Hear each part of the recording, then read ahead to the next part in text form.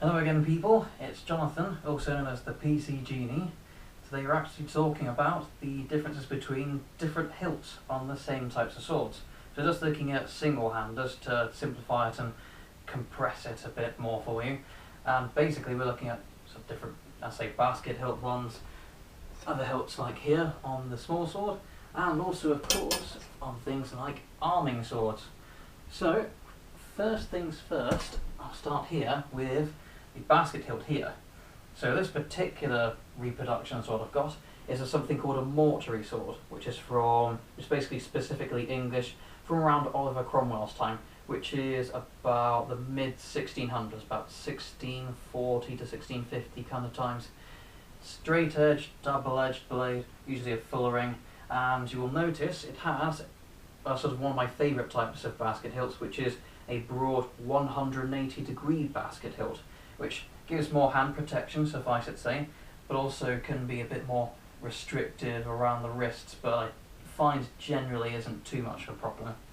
Now of course, when you've got a weapon like this, without having any gauntlets or padded gloves or anything like that, you've got your hands protected, which means you can do more to this. So you have your hands forward and extended, and you can do things like stave the opponent away.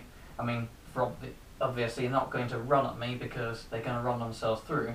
Also just general staving, so I could go into a little thrust, or I could do some kind of cut, and I can still keep my sword out there and a real danger to them, and do maybe a few quick feints here and there, and do builds up to real attacks.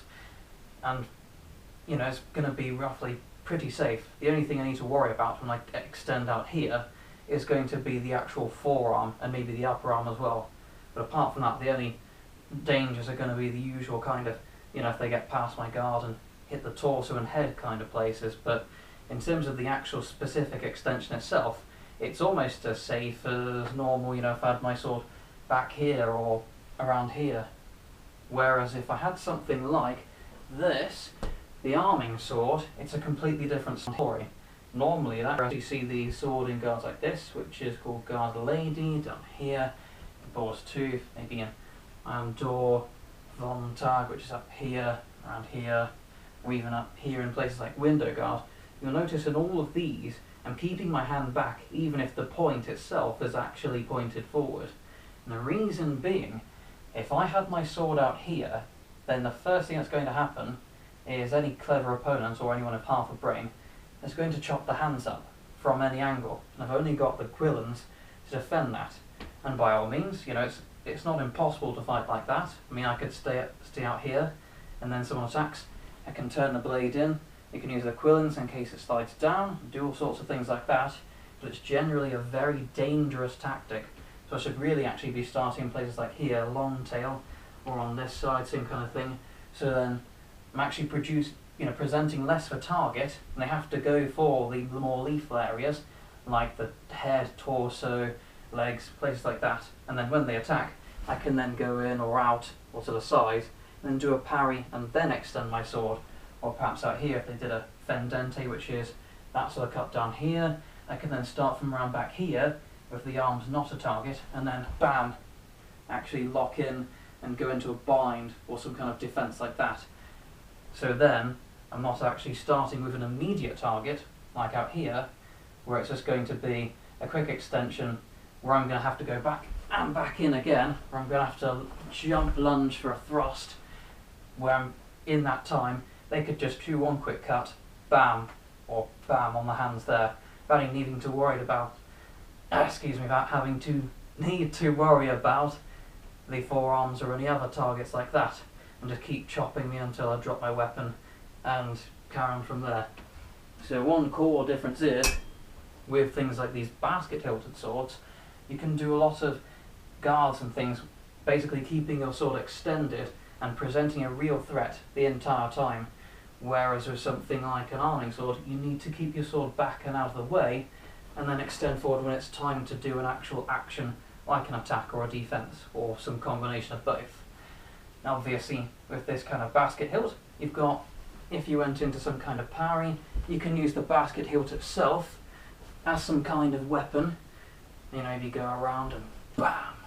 But the thing is, to be honest, with any of those kinds of weapons, or even with an arming sword, I'll grab it again, it's really easy actually just to do things like pommel strikes. So let's say I went out here into a bind, so we've got our swords locked around here, I can actually just go around and then strike with the pommel into the face. And in fact, you even see some manuscripts where people turn their swords around and use them as clubs, especially against armour. So actually, I mean, things like I've seen in things like the Cold Steel videos where they're advertising, you know, you've got a basket hilt, yeah, it doesn't just protect your hands, you can puncture it as well. Well, if you've got a pommel, that big lump on the back there that's like a mini mace, same thing. You don't need a basket hilt to do that. You can do a pommel strike like this, bam. Or I can do a pommel strike like this, bam. In fact, on an arming sword, it's going to be better because you usually get things like a sort of bottle type pommels are bigger, or even this specific type you might see on here, which is called a wheel pommel, which is even bigger and bulkier, so you can smash faces easier. Whereas with this, usually smaller ones, or on the case of certain things like sabres, I've got a very cheap crap example here, this will do.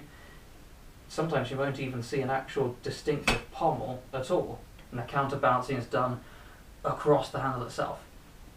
Now again, going back to the whole basket hilt scenario, with quick turns and things like that, if you do parry, then you can actually just use the basket itself to defend, but even so, it's still going to be better for control if you can get into a bind. So if you actually parry intentionally around the blade area, especially close to hilt, then keep it there. It is actually going to be better than if they strike the actual basket, because what will often happen is it'll deflect off, and then the weapon is out in the open and you don't know where it could be. Perhaps it goes down and glances off, and then you might do some kind of, you know, sort of up slice, or might even go and do another strike from another angle. Whereas if you bind in and lock the weapon just above the basket on the actual blade area, you've got some control and can even do techniques like one of the ones I saw in Fiore's work, actually starting a long sword, but works of any sword, is you actually take the weapon in your hand, the opponent's blade that is, and then slice out. And that sort of thing is really going to be useful if you can make sure to bind weapons. So always bear that in mind when you've got a basket hilt. Yes, you can defend really well of it, you can make sure your hand's never going to get slices, but if you can have it parried on the blade instead, do it, because you're going to have a better position, and you can control the blade. Even if you close your eyes, and if you had a partner actually do an attack and bind on there, whether they're trying to push in or they're just being more sort of weak and just maybe going to go, you can actually feel that. Whereas, as I say, with this, it deflects off, it's not going to do that. So in those sorts of circumstances, the things like using a blade to parry more than the actual hilt, those sorts of factors are actually very similar whether you've got a basket hilt or whether you've got a cross guard. Now another difference is, because of the same reason I mentioned before, where hitting the hilt tends to cause just deflections and the weapon going away, it's actually much better for binds and controls if you have actually a more primitive, you might say, cross guard. So let's see we got into the same position again, where someone did, so from here or somewhere, it's got a fendente, a sort of diagonal chop there, bam, going for the head, neck, collarbone, somewhere like that. Parry.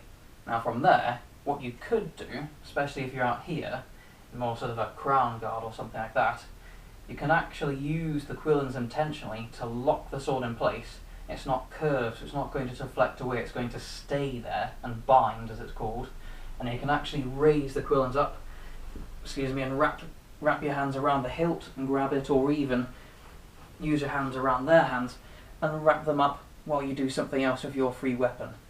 So you've got techniques like that, which, as I say, can be done with things like basket hilts and with actual crossguard hilts, but because of the whole fact that most crossguards are either flat or in some cases even curve inwards a bit, you're going to keep the sword better, and thus you can actually control your opponent's weapon, which in a lot of instances is really handy. Like the one I mentioned before, grab the blade, slice out, or if you're going to lock the blade, bind in and then try to take the opponent's weapon, or even just stay in a bind, go around and use the pommel, that's another thing, or even something like going from there actually going around and then doing something like moving into a throw, or not, or even other things. There are too many to count, but just one other example is going around and then flipping a sword over into something like this, which is called half swording, seen with arming swords and with two-handed long swords as well. So you can manipulate it easy like a spear, get in the point, get into armour places like neck, elbows, groin, those sorts of places.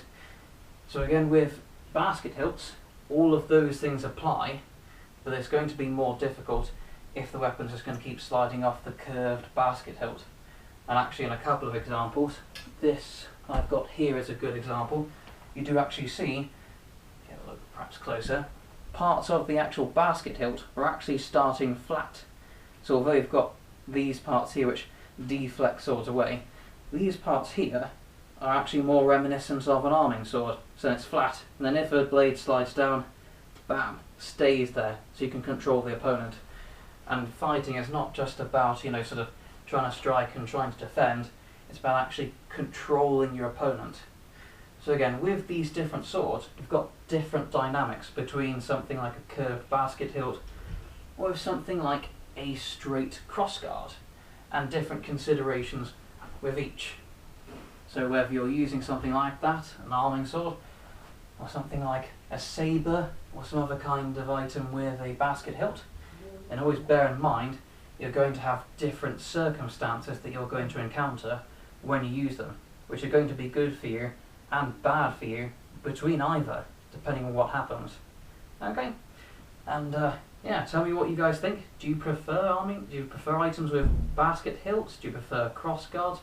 What are your favourite types, and any particular techniques and things you might have seen in manuscripts that are your favourites? By all means, put them in the comments, and I'd certainly love to hear what you'd like to say. Thank you very much for your time, guys. Have a good day.